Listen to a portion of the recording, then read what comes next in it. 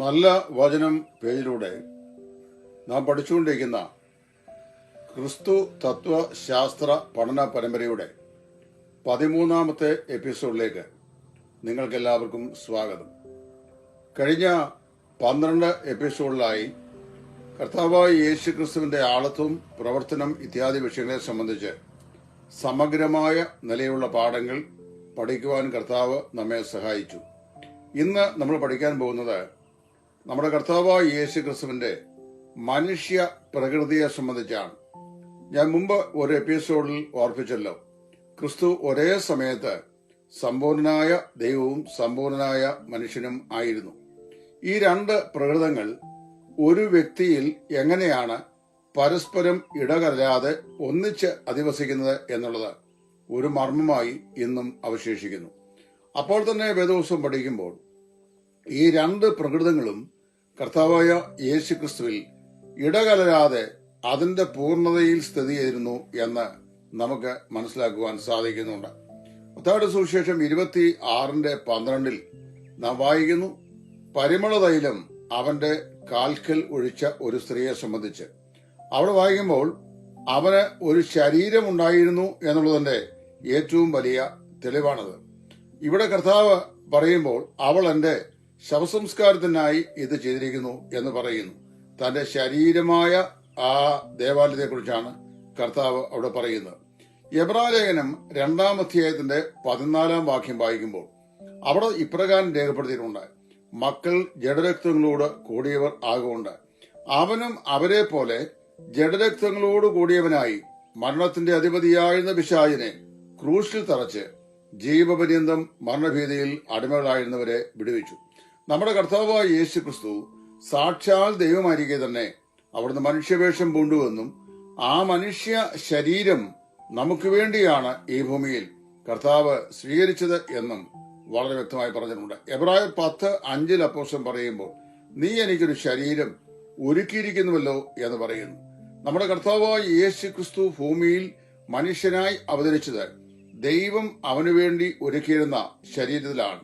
എബ്രായർ 10:10 വായിക്കുമ്പോൾ ആ ശരീരം നമുക്ക് വേണ്ടി യാഗമായി കർത്താവ് അർപ്പിച്ചതായും നമ്മൾ വായിക്കുന്നുണ്ട്. ലൂക്കോസ് 24:39 അരിമത്യയിലെ യോസേപ്പിന്റെ കല്ലറയിൽ സംസ്കരിക്കപ്പെട്ട ആ ഭൗമ ശരീരം ഉയർത്തെഴുന്നേറ്റ് അവിടെ മറിയയ്ക്ക് പ്രത്യക്ഷനായി. മറിയ കല്ലറയ്ക്കൽ നിൽക്കുകയാണ്. ആ കല്ലറയിൽ യേശു ക്രിസ്തുവിന്റെ ശരീരത്തിന്മേൽ സുഗന്ധവർഗം പൂശുക എന്ന ഉദ്ദേശത്തോടെ വന്നു നിൽക്കുന്ന ഈ മറിയയ്ക്ക് യേശു പ്രത്യക്ഷനാകുമ്പോൾ അവൾ അവനെ തൊടേണ്ടതിന് അവന്റെ അടുത്ത് ചെന്നു. അവൾ വായിക്കുമ്പോൾ touch me and see for a spirit does not have flesh and bones as you see that I have. ലൂക്കോസിൽ എന്റെ സുവിശേഷത്തിൽ നമ്മളത് വായിക്കുന്നുണ്ട്. ഭൂതങ്ങൾക്ക് എനിക്കുള്ളതുപോലെ അസ്ഥിയും മാംസവും ഇല്ലല്ലോ എന്ന് പറഞ്ഞു. പുനരുദ്ധാനം ചെയ്ത ശരീരത്തിലും അത് മാംസശരീരമായിരുന്നു, എന്നാൽ അത് പാപത്തിന്റെ താഴ്ചയില്ലാത്തതും ഗ്ലോറിഫൈഡുമായിട്ടുള്ള ഒരു ശരീരമായിരുന്നു എന്ന് മാത്രമേ ഉള്ളൂ. ഇവിടെ കർത്താവായ യേശു ക്രിസ്തുവിന് ഒരു മാനുഷികമായ ശരീരവും അതിന്റെ പ്രകൃതിയും മാത്രമല്ല ഉണ്ടായിരുന്നത്. അവന് മറ്റുള്ള മാനുഷിക പ്രകൃതത്തിന്റെ എല്ലാ എസെൻഷ്യൽ പ്രകൃതങ്ങളും അനിവാര്യമായ പ്രകൃതങ്ങളും സ്വഭാവങ്ങളും കർത്താവായ യേശു ക്രിസ്തുവിന്റെ മനുഷ്യത്തിന് ഉണ്ടായിരുന്നു. അതായത് റാഷണാലിറ്റി, ചിന്താശക്തി യേശു ക്രിസ്തുവിന് ഉണ്ടായിരുന്നു. വോളണ്ടറിനെസ്, അതായത് സ്വന്തമായി ഉള്ള തന്റെ ഇഷ്ടം, ദൈവത്തിന്റെ ഇഷ്ടം, ഞാൻ എന്റെ ഇഷ്ടമല്ല, എന്നെ അയച്ച എന്റെ പിതാവിന്റെ ഇഷ്ടമത്രേ ചെയ്യുവാൻ ഇഷ്ടപ്പെടുന്നതെന്ന് പറയുമ്പോൾ ക്രിസ്തുവിന്റേതായ ഇഷ്ടമുണ്ടായിരുന്നു. അതായത് മനുഷ്യ നിലയിൽ തന്റെ മനുഷ്യ ഇഷ്ടമുണ്ടായിരുന്നു. അപ്പോൾ തന്നെ ദൈവ ഇഷ്ടവും ഉണ്ടായിരുന്നു. മനുഷ്യ ഇഷ്ടം, അതായത് ഇച്ഛ, അതുപോലെ തന്നെ റാഷണാലിറ്റി, ബുദ്ധിശക്തി, ചിന്താശക്തി, ഇതെല്ലാം കർത്താവായ യേശു ക്രിസ്തു ഉണ്ടായിരുന്നു. അതുപോലെ അവന് ഇച്ഛാശക്തി, അത് ചിന്താശക്തി, ഇന്റലിജൻസ്, പിന്നെ ഇതെല്ലാം ഉണ്ടായിരുന്നു എന്ന് വായിക്കുന്നുണ്ട്. വ്യക്തിത്വത്തിന്റെ അടിസ്ഥാന ഘടകങ്ങളാണ് ഇച്ഛാശക്തി, ചിന്താശക്തി, ബുദ്ധിശക്തി. ഇച്ഛാശക്തിയാണ് നല്ലതും തീയതും തിരഞ്ഞെടുക്കാനുള്ള സ്വാതന്ത്ര്യം നൽകുന്നത്.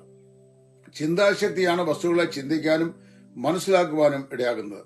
അതുപോലെ ബുദ്ധിശക്തി, ഇന്റലിജൻസ്, അത് മൂന്നും ഈ വാസ്തവത്തില് ആളത്വത്തിന്റെ അനിഷേധ്യമായിരിക്കുന്ന ഘടകങ്ങളാണ്. നമ്മുടെ കർത്താവായ യേശു ക്രിസ്തുവിന് ഒരു സോൾ, അതായത് ആത്മാവ് ഉണ്ടായിരുന്നു. പിതാവ്, എന്റെ ആത്മാവ് അല്ലെങ്കിൽ എന്റെ ദേഹ ഏഹി അത്യന്തം വ്യാകുലപ്പെടുന്നു എന്ന് കർത്താവ് പറഞ്ഞു. മത്തായി 26:32. ഉള്ളം മരണവേദന പോലെ അതിദുഃഖിതമായിരുന്നു എന്ന് പറയുന്നിടത്ത് my soul is deeply grieved എന്നാണ് എഴുതുന്നത്. എന്റെ ആത്മാവ് അത്യന്തം ഗ്രീവ് ചെയ്യപ്പെട്ടിരിക്കുന്നു. മത്തായി 26:38. മർക്കോസ് 8:12, യോഹന്നാൻ 12:27, 13:21. ഈ വാക്യങ്ങളെല്ലാം നമുക്ക് ഈ കാര്യങ്ങൾ മനസ്സിലാക്കുവാനായി കഴിയുന്നുണ്ട്. ഏറ്റവും വരുമ്പോൾ പിതാവേ, ഞാൻ എന്റെ ആത്മാവിനെ തൃക്കൈയിൽ ഏൽപ്പിക്കുന്നു എന്ന് ലൂക്കോസ് 23:46 യേശു പറഞ്ഞു. ഈ കാര്യങ്ങളെല്ലാം നമ്മൾ ഒന്നിച്ച് ചേർത്ത് വെച്ച് പഠിക്കുമ്പോൾ നമുക്ക് മനസ്സിലാക്കാൻ കഴിയുന്ന വിഷയം, കർത്താവായ യേശു ക്രിസ്തുവിന് നിശ്ചയമായും ഒരു മനുഷ്യ പ്രകൃതം അതിന്റെ സമ്പൂർണമായ ഭാവത്തിൽ അവനിൽ ഉണ്ടായിരുന്നു, കുടികൊണ്ടിരുന്നു എന്ന് ഉള്ള വിലയേറിയ സത്യമാണ്. നമുക്കിതിന്റെ ബാക്കി ഭാഗം ദൈവം വെച്ചാൽ അടുത്ത എപ്പിസോഡിൽ പഠിക്കാം. ദൈവം നിങ്ങളെ ഏവരെയും അനുഗ്രഹിക്കട്ടെ.